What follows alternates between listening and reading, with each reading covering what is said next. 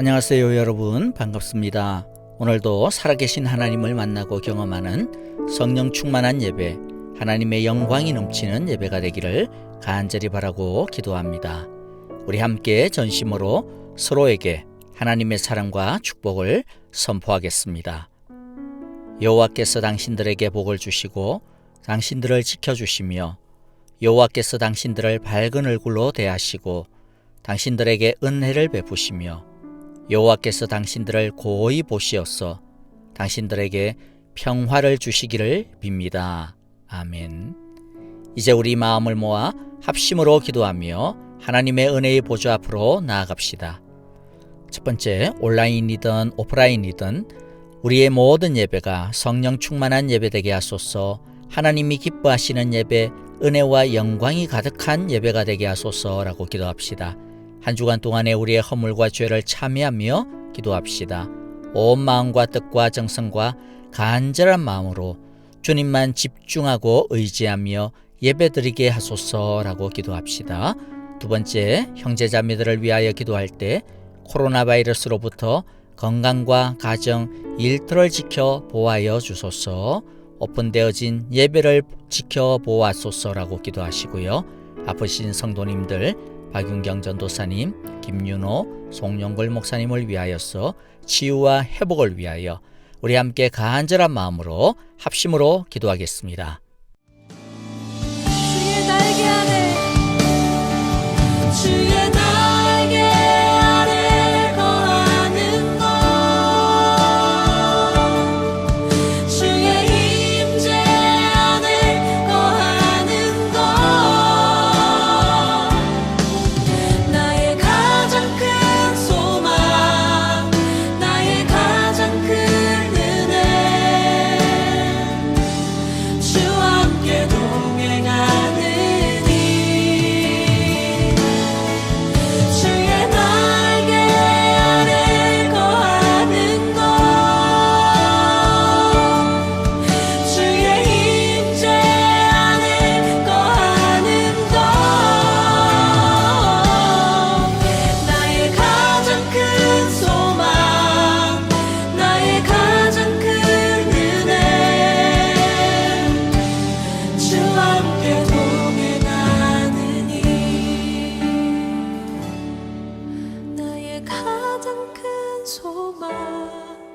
나의 가장 큰 은혜 주와 함께 동행하는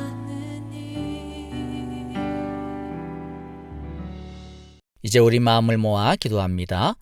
우리의 선하신 목자 되신 하나님 아버지 감사합니다. 우리의 모든 것이 하나님의 은혜 안에 있음을 고백합니다. 오늘도 이 귀한 은혜 안에 거하고 이 은혜 안에 살고자 간절한 마음으로 예배의 자리에 나온 당신의 연약한 아들과 딸들을 긍휼히 여겨 주시옵소서. 세상 속에 살면서 하나님의 말씀과 믿음 안에 살지 못한 안타까운 마음을 주여 불쌍히 여겨주시고 예수님의 보혈로 맑게 씻기시며 성령으로 새롭게 하여 주시옵소서. 가난한 마음으로 왔사오니 은혜로 채워주시사 주의 사랑으로 풍성하게 채워 돌아가게 하여 주옵소서. 눈물로 엎드려 기도하는 자녀들의 눈물을 닦아 주실 줄 믿습니다. 눈물로 엎드리는 자녀의 눈물을 닦아 주실 줄 믿습니다. 눈물과 한숨 대신 주님의 사랑으로 기쁨과 웃음으로 일어서게 하여 주옵소서. 이 시대가, 이 나라가, 이 세계가 주의 권세 아래 있는 줄 믿습니다. 세상을 뒤덮고 있는 바이러스를 속히 잠재워 주시옵소서. 뿐만 아니라 병균보다도 더 지독하고 강한 우리 안에 있는 또 이 세상을 뒤덮고 있는 이기심의 바이러스, 미움의 바이러스, 갈등과 거짓과 속임수의 바이러스를 말씀과 성령으로 깨끗하게 하여 주옵소서. 주님 앞에 귀한 물질로 예물을 드리는 가정을 축복하여 주시고 모든 것의 주인이 주님이심을 믿음으로 고백하며 소망으로 바라보며 사랑의 마음으로 드렸사오니 그 기도와 소원을 들어 응답하여 주옵소서.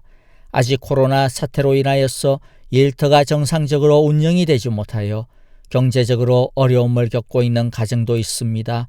그래서 바치고 싶어도 마음으로만 나올 수밖에 없는 그 안타까운 형편을 주여 통촉하여 주시어 속히 그 한숨과 답답함에서부터 해방되게 하여 주옵소서. 있으나 없으나 주로 인하여 소망을 갖게 하시고 언제든지 감사하며 살아갈 수 있는 믿음을 허락하여 주옵소서. 아프신 성도님들, 특별히 박윤경 전도사님, 한국에 있는 김윤호, 송용걸 목사님을 주님의 은혜의 치유의 능력의 손으로 덮으시사 치유하시고 회복시켜 주옵소서. 이제 찬양의 기도를 드립니다. 우리의 마음과 믿음을 받아 주옵소서. 순종하는 마음을 가지고 하나님의 말씀을 기다립니다. 살이 되고 피가 되는 생명의 양식으로 우리의 영과 삶을 복되게 하옵소서. 예수님의 이름으로 기도하옵나이다. 아멘.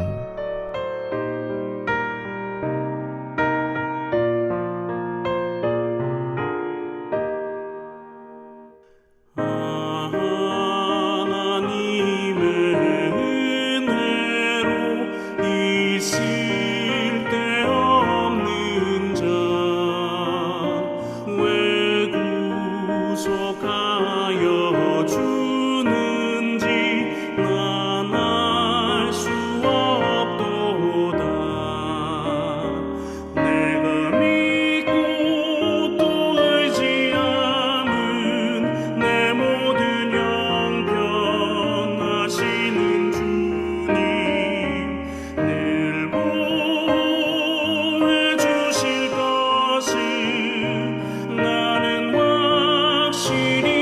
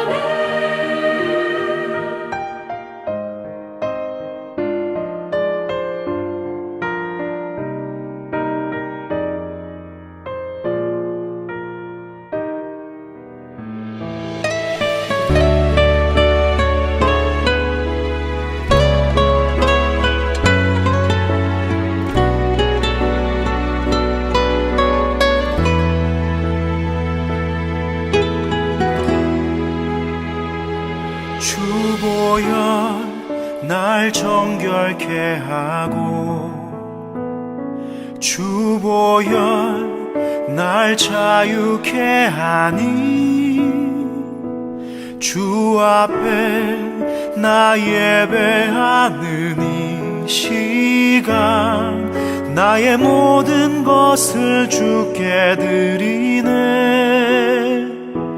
주의 손 날 위해 지키셨고 주의 발 날 위해 박히셨으니 이제는 내가 사는 것이 아니요 오직 주를 위해 사는 것이라.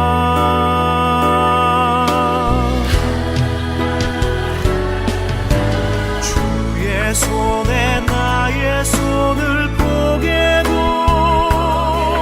또 주의 발에 나의 발을 포개요. 나 주와 함께 죽고 또 주와 함께 살리라. 영원토록 주 위에 살리라. 주의 손에 나의 손을 포개고 또 주의 발에 나의 발을 포개요. 나 주와 함께 죽고 또 주와 함께 살리라. 영원토록 주 위에 살리라. 주 위에 살리라.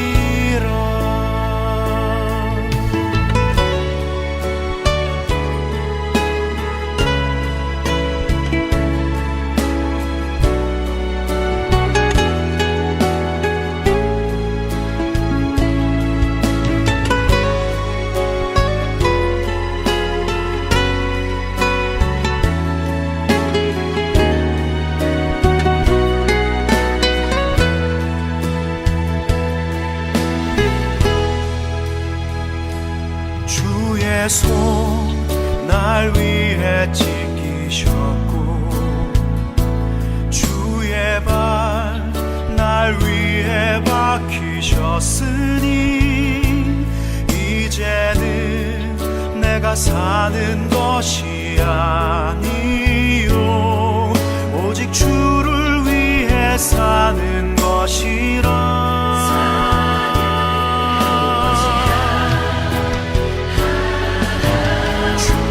손에 나의 손을 포개고 또 주의 발에 나의 발을 포개요. 나 주와 함께 죽고 또 주와 함께 살리라. 영원토록 주 위에 살리라.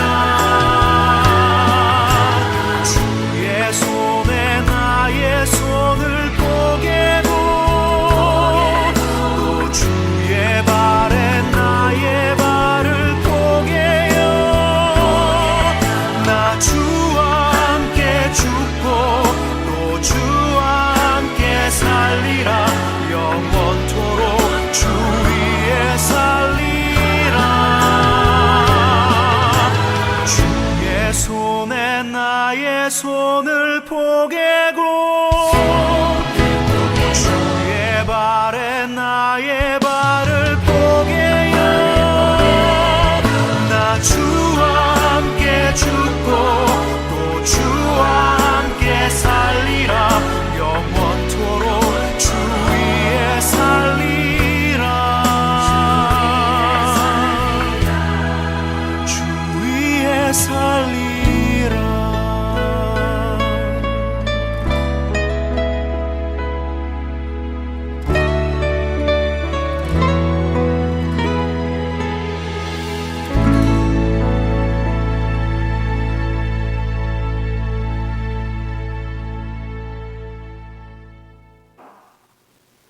우리 먼저 공동체 소식 몇 가지 전해드리겠습니다.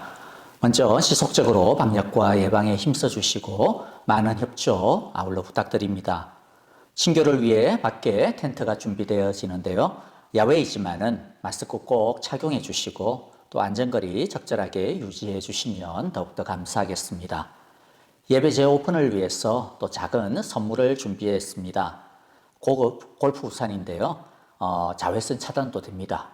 외부에서 후원해 주신 것이라서 교회 이름이라든지 이런 것들이 없는 것 여러분들 양해를 해 주시고요. 이름을 밝히지는 않았지만 도네이션 해 주신 분께 진심으로 감사를 드립니다.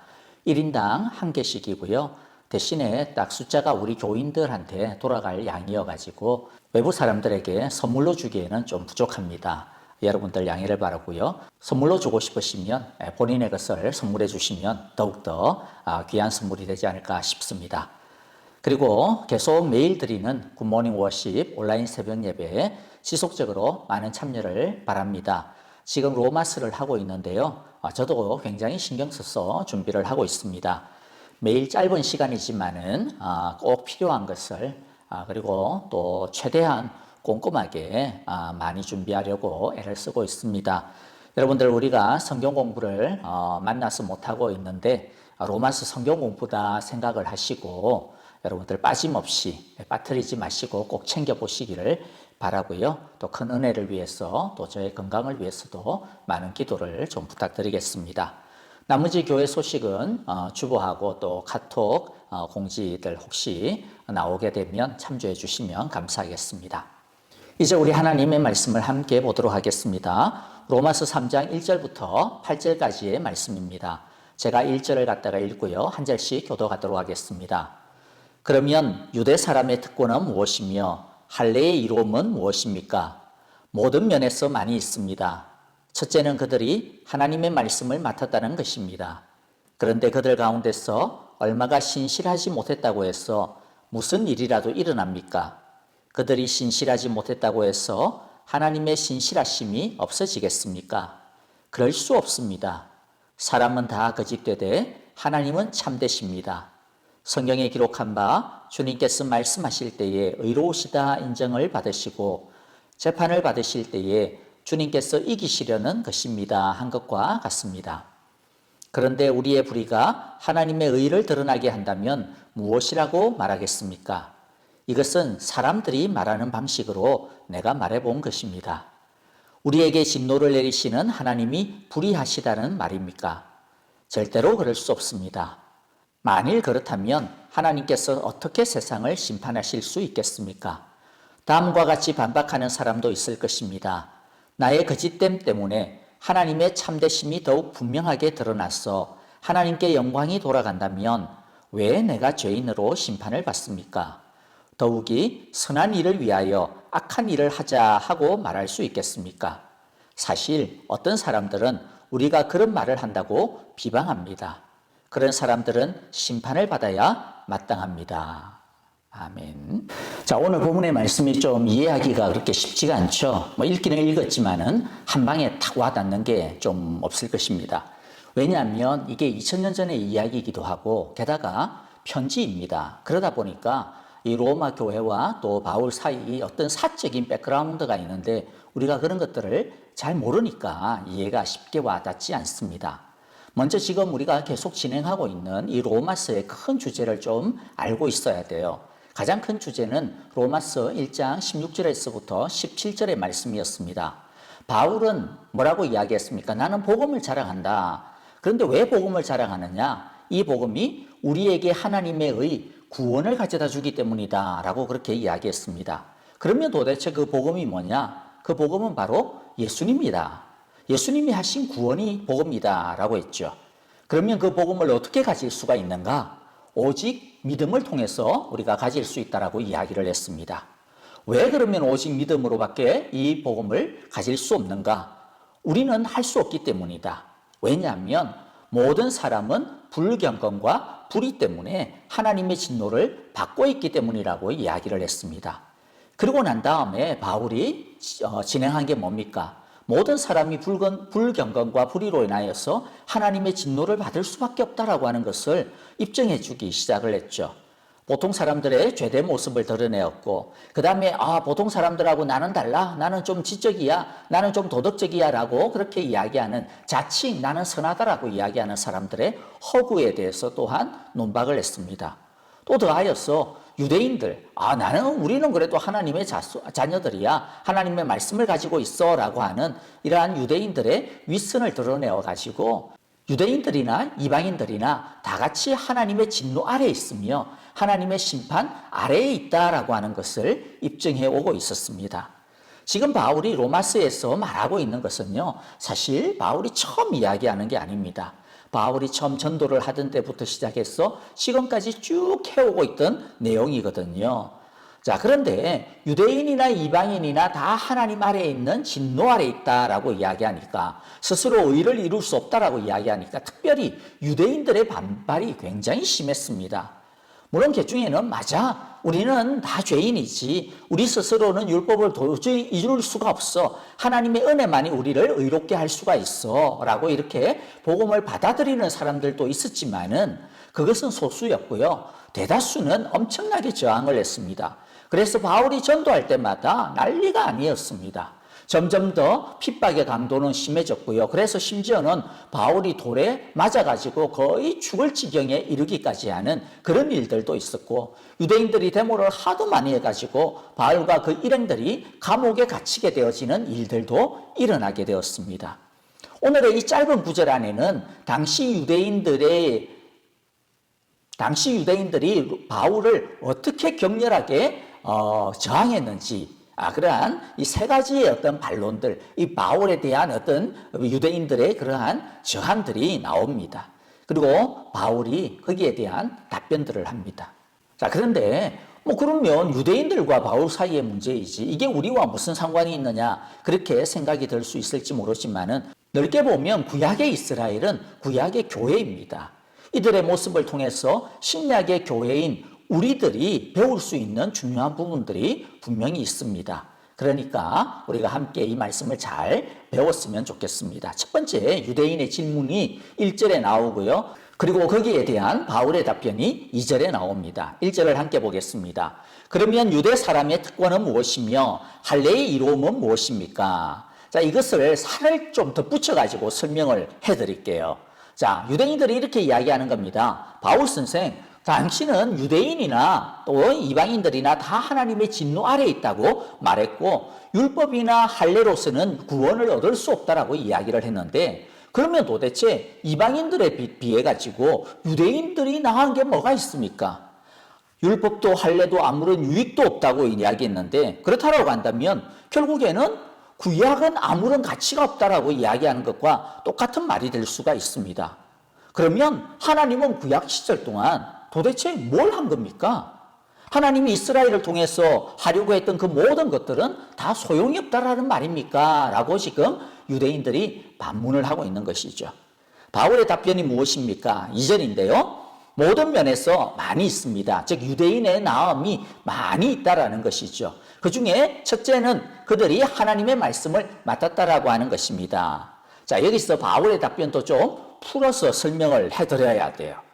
자, 바울이 말하고 있는 게 뭐냐면, 당신들이 그렇게 말하는 것은 전혀 나의 의도를 지금 이해를 하고 있지 못하고 있는 겁니다.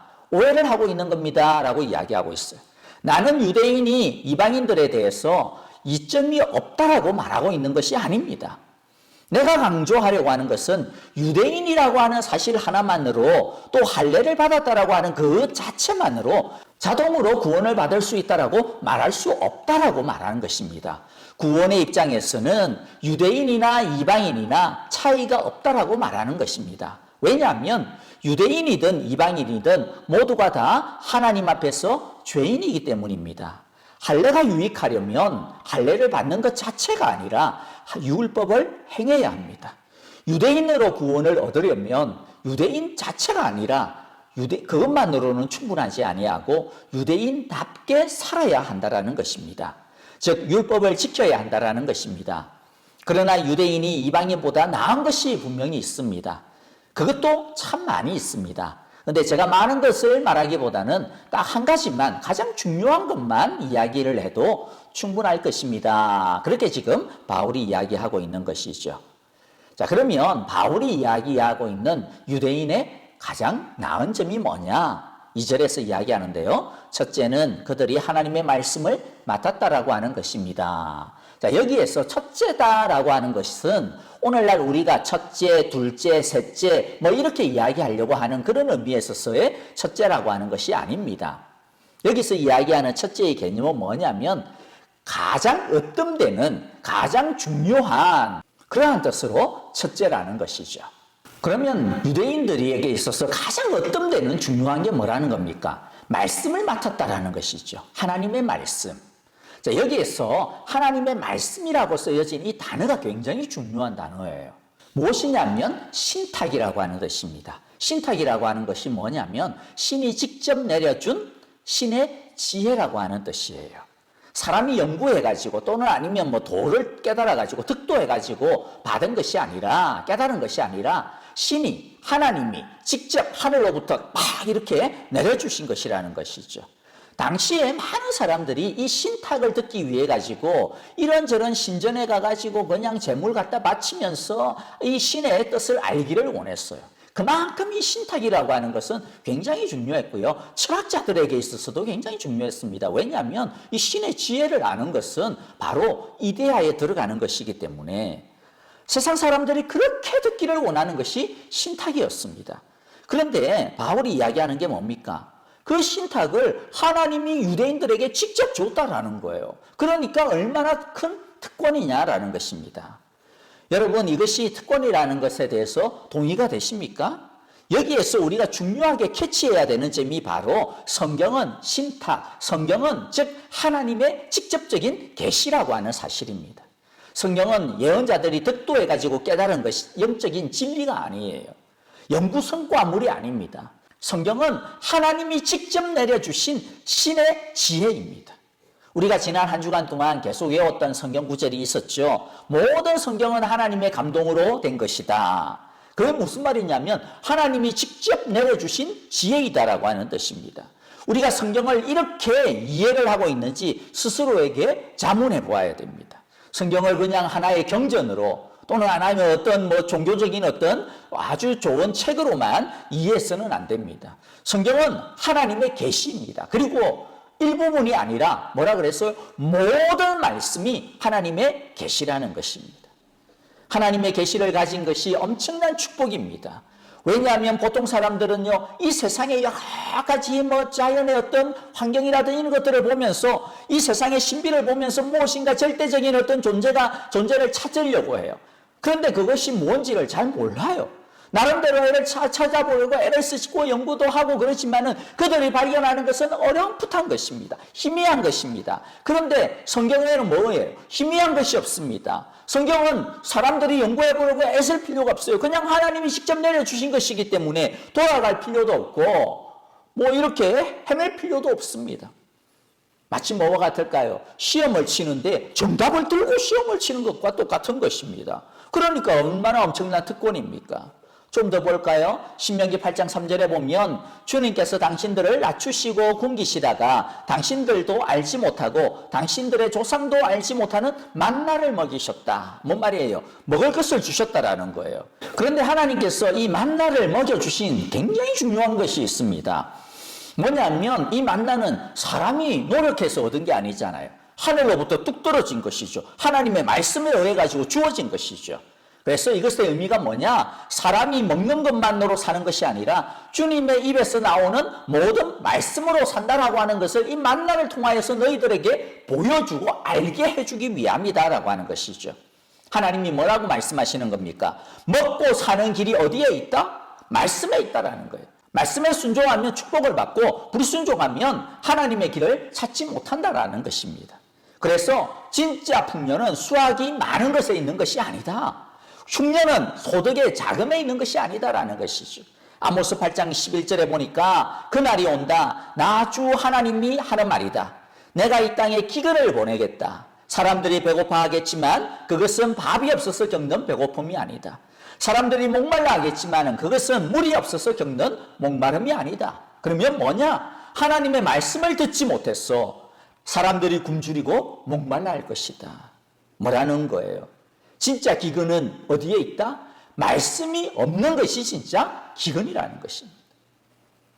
무엇보다도 말씀의 가장 큰 특권은 하나님을 아는 것에 있을 것입니다. 하나님의 구원의 길, 의의 길, 영생의 길이 어디에? 말씀에 있다라는 것이죠.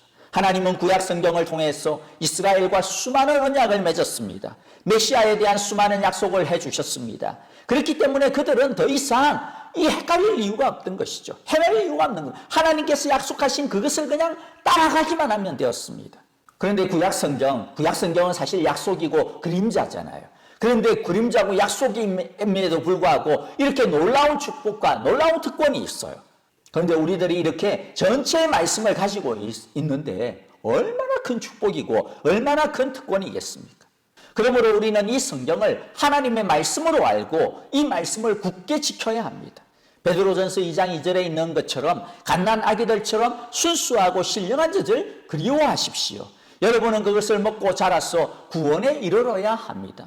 신령한 젖이란 하나님의 말씀입니다. 하나님의 말씀을 그리워해야 됩니다. 어떻게 그리워해야 됩니까? 마치 아기들이 배가 고파가지고 엄마의 젖을 막 찾아가지고 막 그것을 막 열심히 빨아먹듯이 그렇게 갈망해야 된다라는 거예요. 이 안 먹으면 죽는다. 뭐 애들 가르쳐 준 것도 아닌데 본능적으로 그렇게 막 하잖아요. 그것처럼 결사적으로 하나님의 말씀을 사랑하고 찾아야 한다라는 것입니다. 유대인들처럼 하나님의 말씀을 가지고 있다. 그러니까 우린 됐다. 장땡이다. 끝났어. 이렇게 하면 안 됩니다. 가지고 있는 것은 아무 소용이 없습니다. 진짜 그것을 사용해야 효력이 있는 것이죠. 이 특권을 책장에다가 그냥 처박아 두어서는 안 됩니다. 먼지만 두둑하게 그냥 쌓이게 하면 안 되는 것이죠.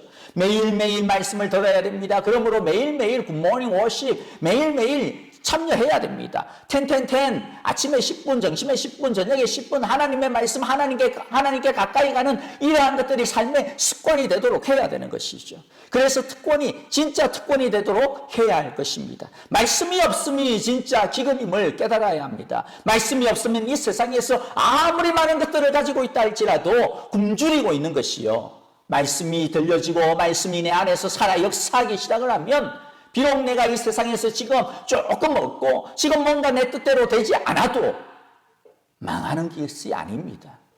그게 진짜 풍년입니다. 이제 우리가 두 번째 유대인들의 질문과 바울의 답변을 함께 보겠습니다. 유대인의 두 번째 공격은 3절에 나오죠. 그런데 그들 가운데서 얼마가 신실하지 못했다고 해서 무슨 일이라도 일어납니까? 그들이 신실하지 못했다고 해서 하나님의 신실하심이 없어지겠습니까? 여기에 유대인의 질문과 바울의 답변이 막 섞여 있어가지고 또 헷갈리는데요. 자, 먼저 무슨 뜻이냐면 유대인들의 질문은 이런 거예요. 바울 선생, 그래, 좋아. 당신의 말에 따르면 우리 대다수의 유대인들이 결국에는 하나님의 말씀, 약속을 제대로 지키지 못했어. 불순종했어. 우리가 그러면 불순종했기 때문에 그러면 구약에서 하신 하나님의 그 약속들은 어떻게 되는 거야? 다 없어지는 것 아니야? 우리가 제대로 못했으니까 이스라엘을 통해서 하시겠다라고 하신 하나님의 그 모든 계획과 약속들은 다 무효화되는 것 아니냐? 이렇게 질문을 하는 것이죠.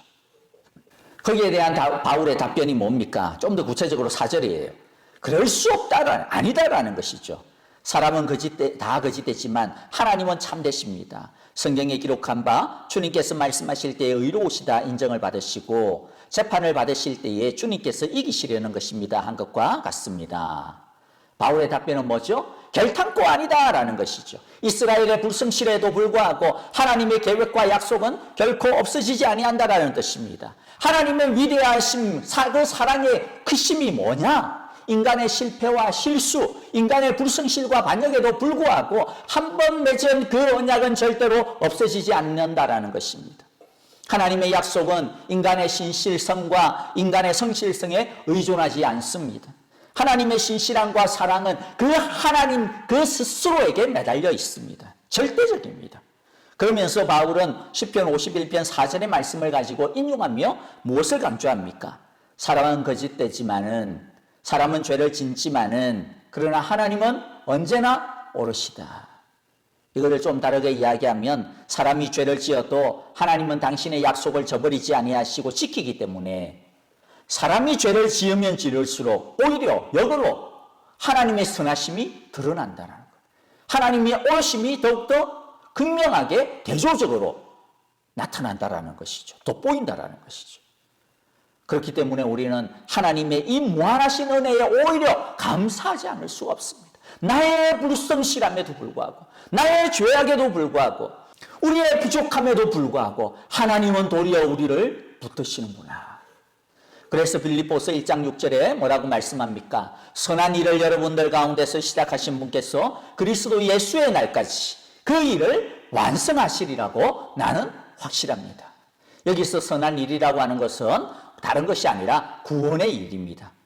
그런데 여러분들, 하나님께서 이 선한 일을 했는데 문제는 뭐예요? 우리가 구원을 받았다고 해가지고 천국에 바로 퀵 직행하는 게 아니잖아요. 이 땅에서 우리는 믿음으로 계속 살아가야 됩니다. 그런데 믿음으로 살아가면서 우리는 얼마나 많은 실수하고 얼마나 많은 죄를 짓고 얼마나 많은 불신앙과 믿음 없음에 빠집니까? 하나님의 말씀대로 살지 못하고 예수 믿는 사람답게 살지 못하는 경우가 비일비재합니다. 그런데도 불구하고 뭐라고 말씀합니까? 그리스도 예수의 날까지, 즉 천국에 이르기까지 우리의 구원을 완성시켜 주실 것이다. 누가? 하나님이. 여기서 구원을 완성시켜 준다라고 하는 말을 오해해서는 안 됩니다. 그래서 이것을 좀 설명을 좀 해야 될 것 같아요. 지금 우리가 받은 구원이 불완전하다라고 하는 뜻이 아닙니다. 자칫 잘못하면 그렇게 오해할 수 있는데요. 그런 뜻이 아닙니다. 우리가 선하게 살아가지고 우리가 이 처음 얻은 이 구원을 열심히 막 해가지고 이것을 완전하게 해야 된다. 그런 뜻도 아닙니다. 여기서의 완성은 뭐냐면 성숙을 이야기합니다. 성장을 이야기합니다.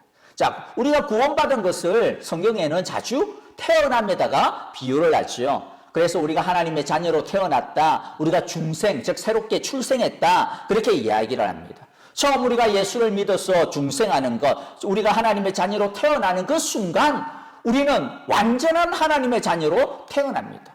완전한 구원의 사람으로 중생합니다. 부족함이 없어요.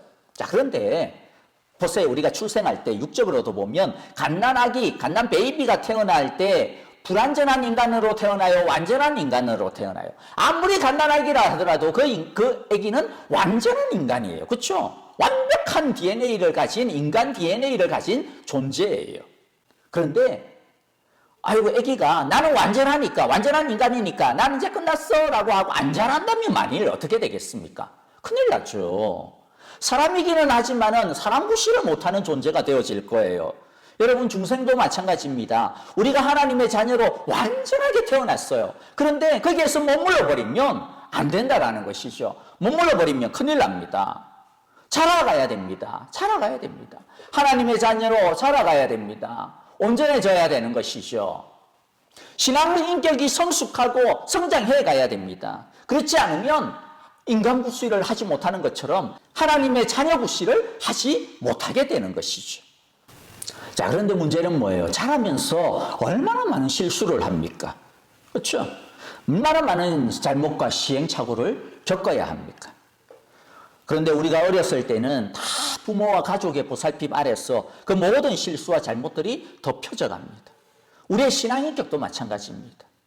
신앙인격이 자라고 성숙하면서 얼마나 많은 잘못을 저지릅니까?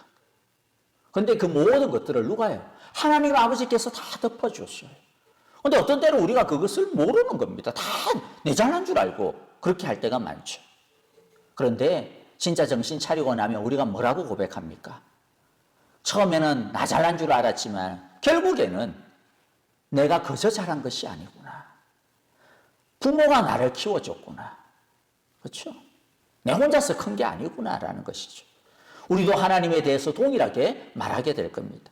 바울의 고백처럼 나의 나된 것은 하나님의 은혜구나. 그래서 누가 우리의 구원을 완성합니까? 우리의 힘이 아닙니다. 하나님이 우리의 구원을 완성해 가시는 것입니다. 만일 우리의 구원의 완성이 우리 손에 달려 있다면 우리 중 한 사람도 하나님 앞에서 하나님의 자녀라고 지금 남아있는 사람이 아무도 없을 거예요. 우리는 다 불순종하고 불성실하기 때문에 말입니다. 진즉에 우리의 구원은 전부 다 박탈당했을 거예요. 그러나 하나님이 우리의 구원을 꽉 붙들어가고 계시기 때문에 우리가 지금도 하나님 앞에서 이렇게 서 있는 것입니다. 오늘날 교회와 교회 역사를 한번 보시기를 바랍니다. 지금까지 교회가 살아남을 수 있었던 힘이 어디에 있었을까요? 우리가 전도를 열심히 해서 우리가 뭐 착하게 살았습니까? 아닙니다. 우리가 빛과 소금의 역할을 제대로 했습니까? 아닙니다. 교회 자체의 모습을 본다면 진정의 교회는 사라져야 했을 거예요. 교회가 얼마나 부패한 모습을 많이 보여줬습니까? 우리 모습, 우리 안에서도 그런 모습이 있고 우리 시카고에서도 우리 주위에 얼마나 많습니까? 중세 천년의 시대를 보면 천년이라고 하는 암흑기를 거쳤어요. 일반 국가가 그렇게 오랫동안 부패했다면 사라져도 진작에 사라지고 망해도 진작에 망했을 거예요. 그러나 교회는 그 천년의 암흑기 속에서도 살아남아요. 아니 오히려 나중에 보니까 그 안에서 더욱더 새로운 것이 솟아나요. 무엇 때문에? 교회가 잘났어가 아니에요. 하나님이 붙들어 주셨기 때문입니다. 교회가 또 얼마나 많은 핍박과 박해를 받았습니까? 얼마나 많은 피를 흘려야 했습니까? 그런데 그 핍박을 받을 때 보면 도리어 교회가 더욱더 강해집니다. 도리어 교회가 더욱더 부흥해집니다. 교회가 잘났습니까? 우리가 잘났습니까? 아닙니다. 하나님께서 붙들어 주셨기 때문입니다. 하나님께서 당신의 역사를 이루어 가셨기 때문이죠. 결국에는 교회의 주인공은 누구입니까? 하나님이신 것입니다. 우리의 삶의 주인공도 하나님입니다. 그 하나님이 우리를 붙들고 계시는 것입니다. 우리의 죄와 불순종, 불신앙에도 불구하고 우리를 결코 버리지 아니하시고 포기하지 아니하시고 하나님께서 우리의 손을 꽉 붙들고 또 밀려가고 있는 우리를 붙들고 계시는 것이죠. 지난주 한국 뉴스에서 너무 안타까운 뉴스를 보았어요. 너무 진짜 마음이 너무 미어졌어요. 부산에 갑자기 폭우가 내렸는데 얼마나 갑자기 많이 내렸는지 지하차도에 갑자기 물이 팍 부은 거예요. 그래가지고 그 지하차도를 지나가던 차들이 갑자기 그냥 물에 잠겨버리기 시작한 거죠. 그리고 막 물이 막 급류를 이루어가지고 막 쳐들어오니까 거기에서 막 우왕좌왕. 그 중에서 어떤 한 모녀의 사연은 너무나도 가슴이 아팠습니다. 어머님만 구조되고 딸은 결국에는 익사하게 되었는데요. 그런데 이 딸은 이날 외국 생활을 하고 있다가 오랜만에 한국에 귀국을 하게 된 날이었어요. 어머니가 오랜만에 돌아오는 딸을 맞이하기 위해 가지고 얼마나 막 설레는 마음, 기쁜 마음을 가지고 마중을 나갔겠어요.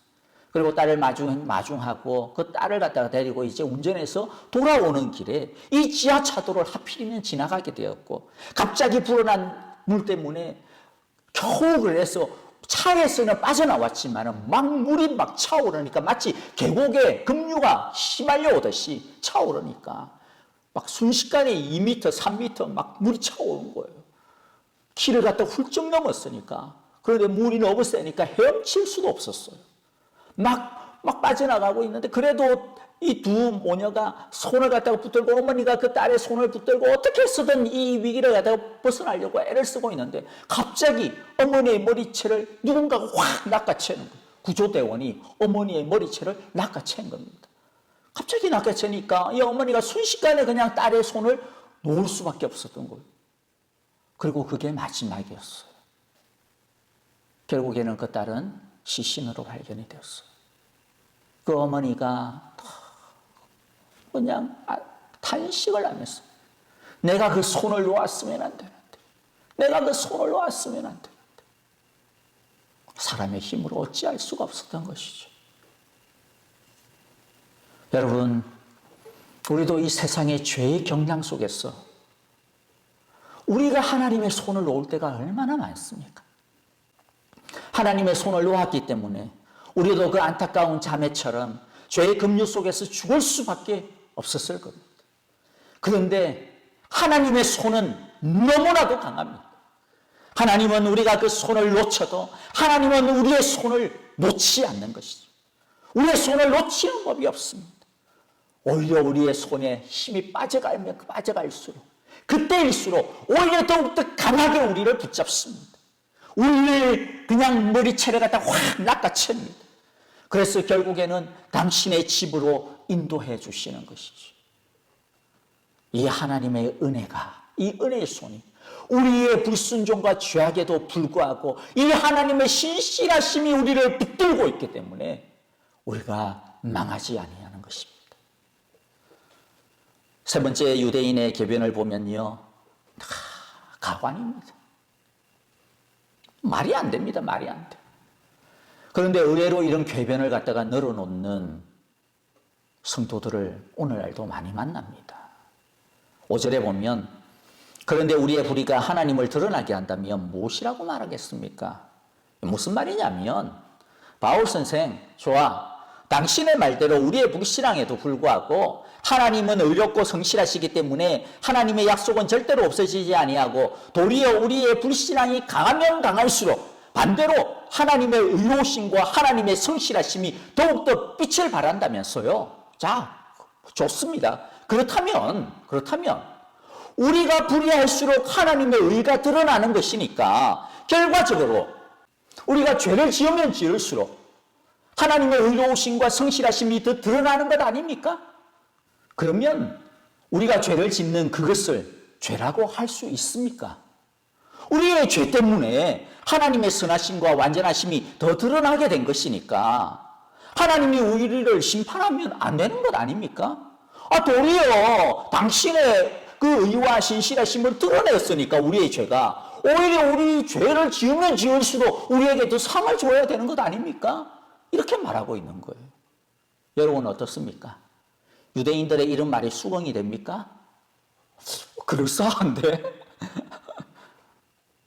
형식적으로는 일리가 있을지 모르지만 내용적으로는 뭐예요? 궤변도 이런 궤변이 없는 거예요. 근데 오늘날에 이런 궤변도 있어요. 목사님, 가룟 유다가 예수님을 판 것은 죄가 아니고 오히려 하나님의 뜻을 갖다가 성취하신 오히려 하나님의 일을 한 것 아닌가요? 왜냐하면 가룟 유다가 예수님을 팔았기 때문에 예수님이 십자가에 못 박히신 거고 그래서 예수님이 십자가에 못 박히심으로 우리의 죄를 사하게 된 거니까 그러니까 결국에는 가룟 유다가 하나님의 일을 한 것이잖아요. 이렇게 이야기해요. 여러분, 이 말이 됩니까? 사람의 불의가 하나님의 의를 드러낸다고 해가지고 그 불의가 의가 되는 것입니까? 그 불의가 용서가 될 수 있습니까? 여러분, 사람의 불의에도 불구하고 하나님의 의가 드러난 것은요, 무엇 때문입니까? 우리의 죄 때문이 아닙니다. 무엇 때문이에요? 하나님 때문이에요. 하나님의 성실 때문이에요. 우리의 죄에도 불구하고 하나님이 그것을 바꾸어 주신 것이죠. 하나님이 도리어 우리의 죄에도 불구하고 하나님의 의를 이루어 가신 것입니다. 우리 때문이 아니에요. 죄 때문이 아니에요. 인간이 죄를 지었지만 하나님이 확 바꾸어 놓으신 것입니다. 그러니 그것은 인간의 공로가 아니죠. 그것을 가지고 어떻게 죄의 공로라고 이야기할 수가 있겠어요? 가룟 유다의 공로라고 어떻게 이야기할 수가 있겠어요? 하나님의 은혜 덕분이시죠. 하나님의 자비하심 덕분인 것입니다. 그러니까 그 모든 영광은 하나님에게 돌려드려야지 왜 자기가 가로챕니까? 그런데 어떻게 감히 자기 때문이라고 함부로 말할 수가 있겠습니까? 이런 어거지가 또 어디 있어요? 이런 억지가 또 어디 있습니까? 이런 강도 같은 논리가 또 어디에 있습니까? 이것은 결국에는 그들이 얼마나 야가 빠졌고 얼마나 뺀질거리고 얼마나 하나님을 우습게 알며 그들이 얼마나 죄 가운데서 푹 쩔어 있는지를 보여주고 있을 뿐입니다. 나중에 그래서 이들은 심지어 뭐라고까지 비아냥거리냐면 그래? 선한 일을 위하여 하나님을 위하여 더 많이 악을 짓자, 더 많이 죄를 짓자. 이 막 나가자는 거죠. 그래서 바울은 뭐라고 단호하게 말합니까? 8절에 보니까 그런 사람은 심판을 받아야 마땅합니다. 이걸 풀어 말하면 바울이 이렇게 말하고 있는 거예요. 당신들이 당신의 죄를 인정하기는커녕 이렇게까지 말하고 있는 것 자체가 당신들이 얼마나 썩어 있고 얼마나 죄인임을 보여주고 있는 단적인 증거예요. 아브라함의 자손 이스라엘이라고 하면서 어떻게 이런 식으로 하나님을 욕되게 말할 수 있단 말입니까? 지금 당신들의 하는 그 말, 그것은 바로 당신들의 본심을 드러내고 있는 것입니다. 겉으로는 유대인이네, 할례를 받았네 그러면서 전혀 하나님의 백성이 아님을 증명해주고 있는 것입니다. 이렇게 궤변을 들어놓고 있는 당신들은 정말로 하나님의 정죄하심을, 하나님의 심판하심을 받아 마땅할 것입니다. 여러분, 유대인의 이러한 궤변과 변명들을 들으면서 어떤 느낌이 듭니까? 하나님의 말씀이 우리의 죄를 지적하고 우리의 죄를, 우리의 벌거벗은 모습을 빨갛게 드러낼 때 어떻게 해야 그러면 정상일까요? 유대인들처럼 막 뺀질거리고 이런 핑계, 이런 핑계, 저런 핑계, 이런 변명, 저런 변명을 늘어놓으면서 뭐 어쩔 수가 없었네, 이거는 누구 탓이네. 그런 모습은 지극히 비정상적입니다. 정상적인 모습은 다윗처럼 고백해야 될 것입니다. 시편 51편에서 다윗이 뭐라고 고백합니까? 주님께만, 오직 주님께만 나는 죄를 지었습니다. 주님의 눈앞에서 나는 악한 일을 저질렀으니 주님의 판결은 옳으시며 주님의 심판은 정당합니다. 무슨 말입니까? 뭘 하더라도, 어떤 걸 하더라도 주님이 옳습니다, 주님이 맞습니다, 이 말이죠. 그러므로 주의 얼굴을 내 죄에서 돌이키시고 내 모든 죄악을 지워주시옵소서. 하나님이여, 내 속에 정한 마음을 창조하시고 내 안에 정직한 영을 새롭게 하여 주소서. 나를 주 앞에서 쫓아내지 마시며 주의 성령을 내게서 거두지 마소서. 주의 구원의 즐거움을 내게 회복시켜 주시고 자원하는 심령을 주사 나를 붙들어 주소서. 말씀을 마무리하겠습니다. 유대인의 이런 모습이 과연 우리에게는 없는지 돌아보는 시간이 되었으면 합니다. 불행하게도 오늘날 교회를 드나드는 많은 성도들 가운데서 이렇게 자신의 행동을 정당화하려고 하는 습관이 자기도 모르게 배어있는 경우들을 보게 되어집니다. 정말로 위험천만한 상황입니다. 참 성도, 진정한 성도는 하나님의 말씀 앞에서 자기의 변명을 늘어놓지 않습니다. 자기를 정당화하지 않습니다. 설령 뭔가 할 말이 있어도 제일 먼저 하는 말, 제일 먼저 해야 되는 태도가 무엇입니까? 주님, 주님이 옳습니다, 주님의 판결이 맞습니다 하고 자기 자신을 돌아보는 것입니다. 하나님의 말씀을 받고 난 다음 자꾸만 그 말씀을 가지고 이리저리 막 돌리면 안 됩니다. 마치 옛날의 교통순경처럼 하나님의 말씀을 가지고 이것은 이 집사, 이것은 최장로, 이것은 박 목사 들어야 되네, 이건 뭐 나하고는 상관없네, 그렇게 하면 안 되는 것이죠. 자기에게 적용을 해야 돼요. 자기 귀에 들리는 말씀은 하나님이 자기에게 주시는 말씀이지 다른 사람에게 주라고 하시는 말씀이 아닙니다.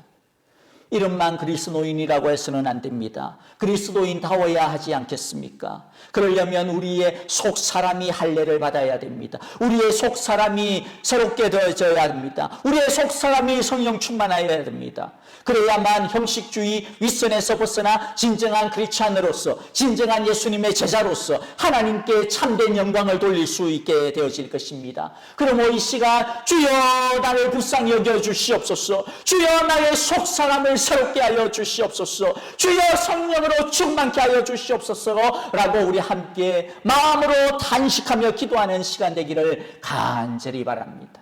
이 시간 우리 함께 마음을 모아서 기도하겠습니다. 하나님 아버지, 우리를 불쌍히 여겨 주시옵소서. 우리가 이 유대인하고 똑같은 모습입니다. 하나님의 자녀의 특권과 권세를 누리지 못하고 살고 있는 모습입니다. 하나님 아버지, 하나님의 말씀의 능력을 누리지 못하고 살고 있습니다. 형식주의와 윗선, 자기 변명과 변호에 급급한 우리의 모습 주님 아시오니 불쌍히 여기시고 새롭게 하여 주시옵소서. 이제 진실되고 새로워지기를 간절히 바라옵고 나옵나이다. 주님 말씀으로 성령으로 우리를 새롭게 하여 주시옵소서. 성령으로 충만케 하여 주시옵소서. 예수님의 이름으로 기도하옵나이다. 아멘. 이제는 우리 주 예수 그리스도의 크신 은혜와 하나님 아버지의 극진하신 사랑하심과 성령의 새롭게 하시는 진실하심이 이제 주님의 말씀 앞에서 주여 나를 새롭게 하소서. 이제는 변명하지 않겠습니다. 주님의 말씀만이 옳습니다. 말씀 들려질 때 순종하게 하시고 말씀 들려질 때 주 앞에 엎드리게 하소서라고 주님 앞에 간절하게 겸손하게 낮아지는 여기에 모인 온 사랑하는 주님의 성도들과 하나님께서 우리에게 주신 귀한 자녀들, 맡기신 귀한 가정들, 맡기신 귀한 우리의 모든 달란트와 사명 걸음 위에 이제로부터 영원토록 함께 계시기를 축원하옵나이다. 아멘.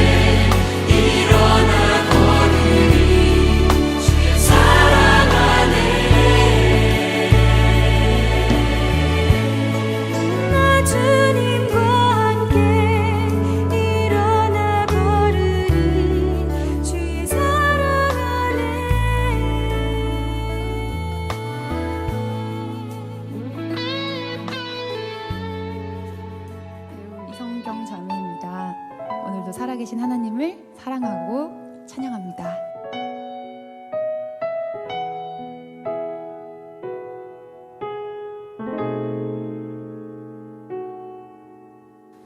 이 세상을 살아가는 동안에 나의 힘을 의지할 수 없으니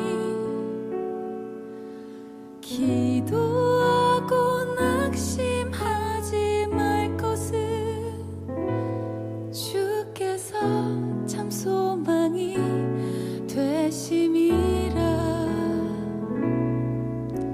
주의 길을 걸어가는 동안에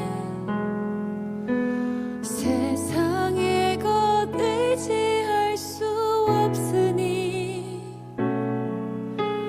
감사하고 낙심하지 말 것은 주께서 참 기쁨이 되심이라.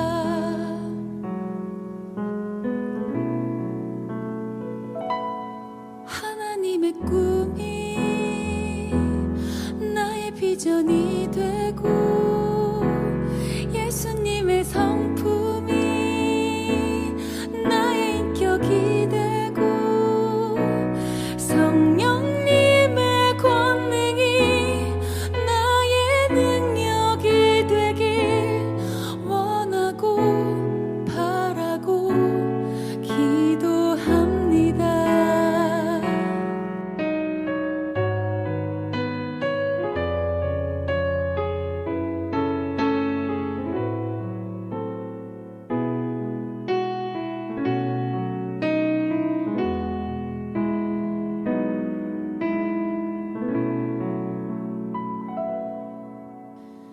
이 세상을 살아가는 동안에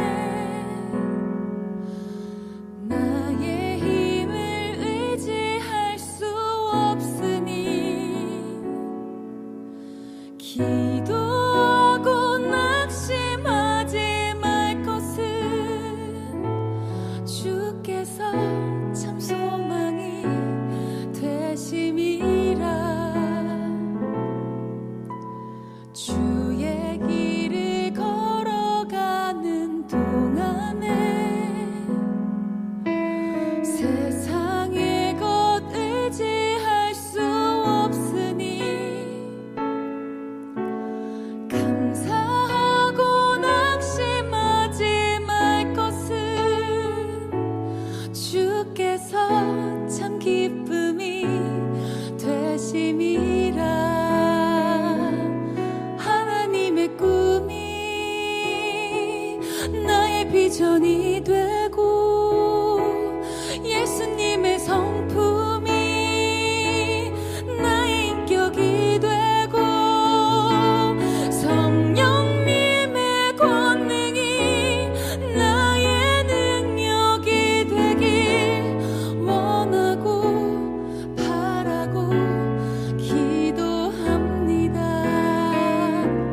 하나님의 꿈이 나의 비전이 되고 예수님의 성품이 나의 인격이 되고 성령님의 권능이 나의 능력이 되길 원하고 바라고 기도합니다.